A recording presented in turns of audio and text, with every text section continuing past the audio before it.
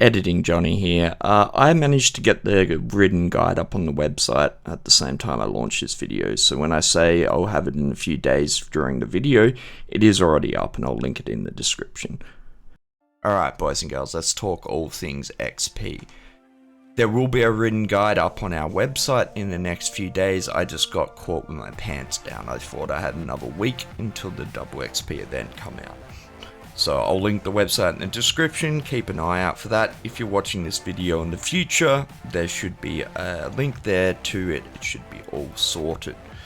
So we're going to go over all sources of XP multipliers, some skills and passives, and some gear sets that are really handy for you when you're trying to level up.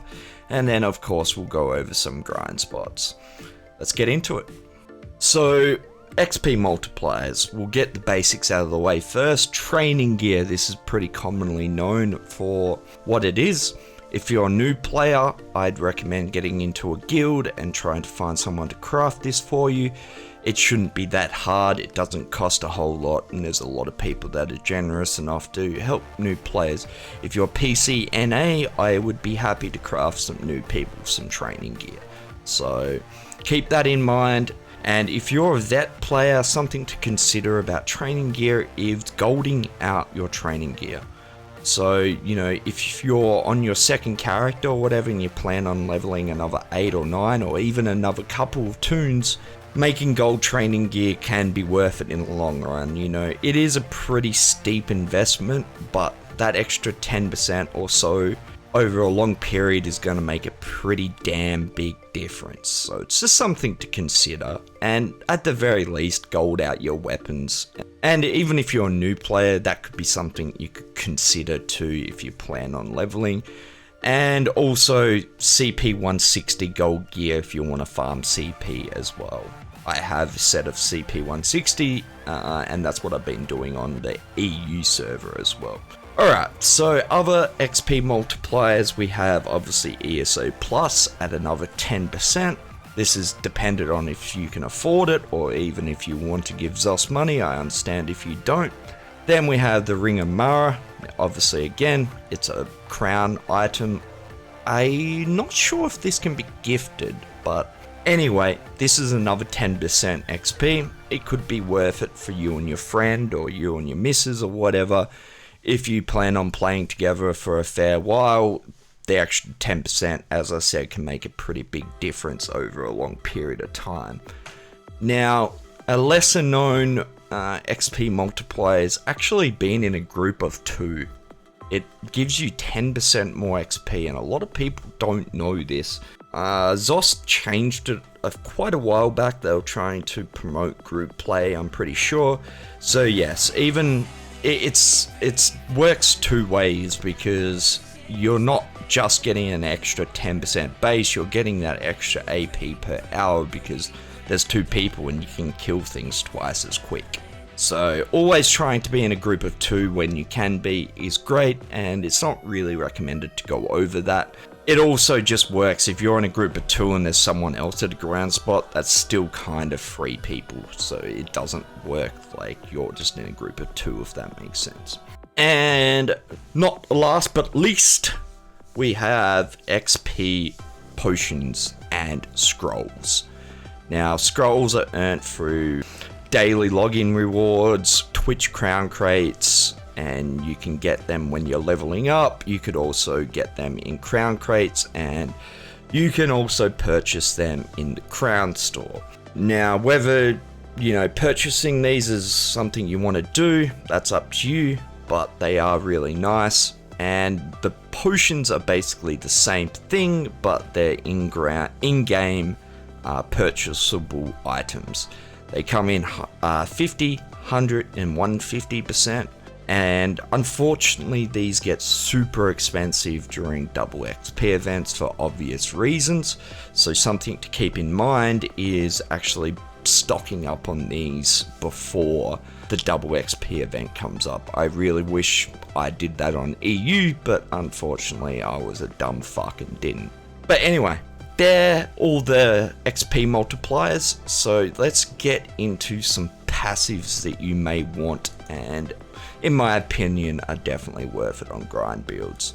Alright, Fighters Guild. Now, this passive used to be, in my opinion, actually stupidly OP, but it's still pretty strong for grind builds, and that's Banish the Wicked. You generate free ultimate whenever you kill an enemy, so you can see where this becomes really strong on a farming build where you're getting a lot of kills. You can gain a lot of ultimate very quickly. Basically, in Skyreach, I reckon my ultimate comes up twice as much when I'm running this passive. You do need a skill slotted, which isn't that big of an issue on a grind build, especially if you're a stamina build. Then we will want a speed buff. Now, if you have this built into your class, that's really good. If you don't, you've got options like Race Against Time. If you don't have access to Siegic skill line, you can use the Alliance War speed buff there. Basically just need to go into PvP, and as soon as you go in there, you basically... Oh no, that's right, they moved it to skill line 2, didn't they? This still isn't overly that hard to get, so just a little while in PvP you should unlock this. But anyway, having a speed buff will be really handy in a lot of grind spots. Some you will be spawn limited and not rotation limited, so in those situations speed won't make that big of a difference. And in Skyreach as well, speed can be a limiting factor. It's actually beneficial to go slower in some situations, and I'll explain that when we talk about Skyreach. But basically, as far as skill setups, I generally run at least one spammable AoE and one like ground-based or AoE dot AoE kind of thing.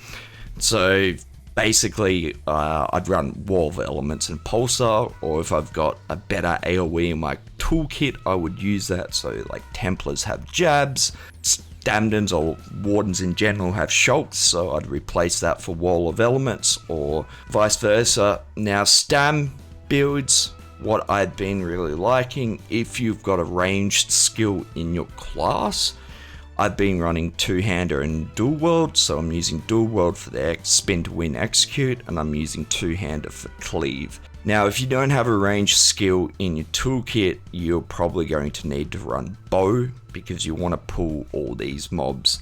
Places like Skyreach isn't overly too bad, because you're running past most of them anyway, so having a ranged skill is less of an issue, but that's just something to keep in mind.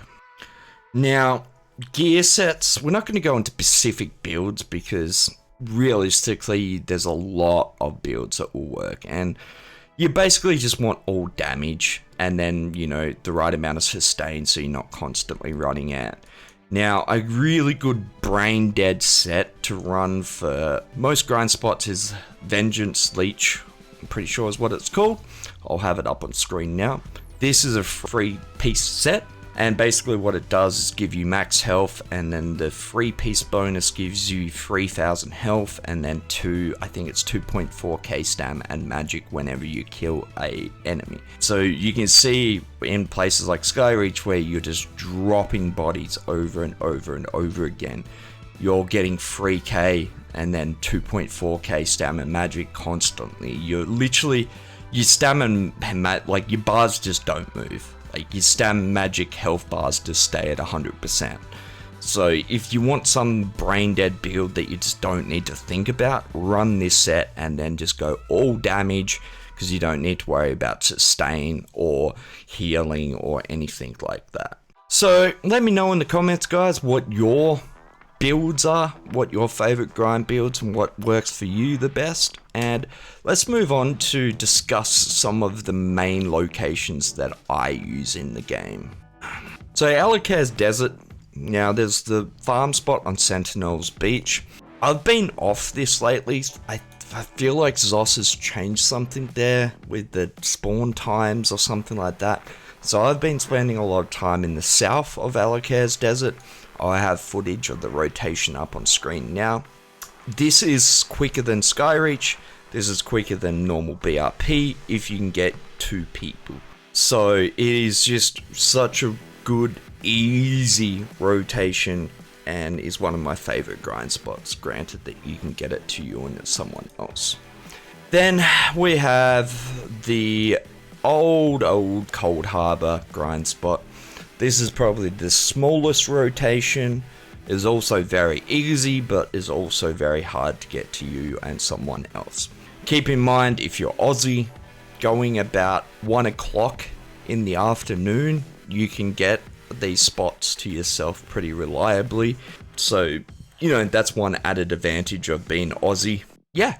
And then we have the two big grind spots. These are the ones you can hear the most about. I probably have a slightly different opinion on this versus other people, and I will explain. I'm going to also have a lot more grind spots on the written guide on the website, so just keep that in mind and keep an eye on the website for that written guide. I'm hopefully going to have it up in the next couple of days. So people basically been banging on about normal BRP and how it's so much better than Skyreach and all that for the last 6 months or so. Now, in my testing and my findings, normal BRP, yes, is technically more XP per hour, but you need 2 really good DPS, and that's if you don't have any deaths or anything like that. And it's not common, but it can happen a lot more, in my opinion, in normal BRP than Skyreach, especially if you're brain deading it and watching TV and not paying attention.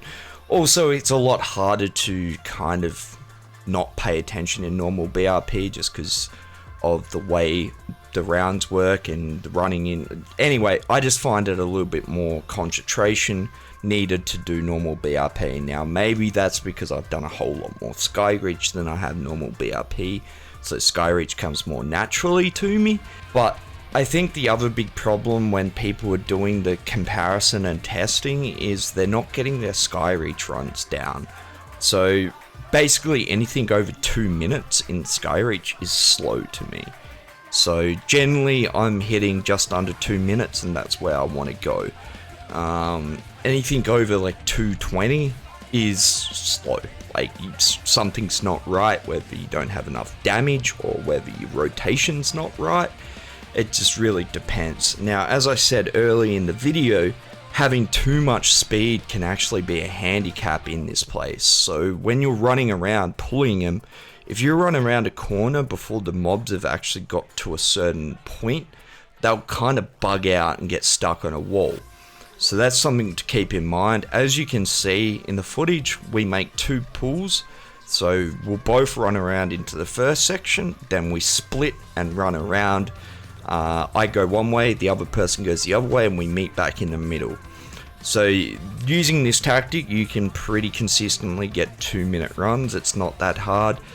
I think in this footage I had a little bit of trouble on the second pull, but this tactic works pretty well most of the time. You can just get a bit unlucky, as I said, if the person pulling it is running a little bit too quick. But generally, if you've got no other speed buff other than just Major Expedition, you shouldn't have an issue. But if you've got Major Expedition, some built-in speed somewhere else, and you're sprinting, that can become an issue.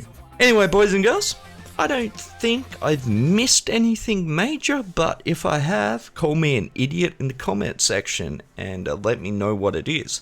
And as I said, keep an eye out on the website for the written guide. I'm really excited about the website, guys.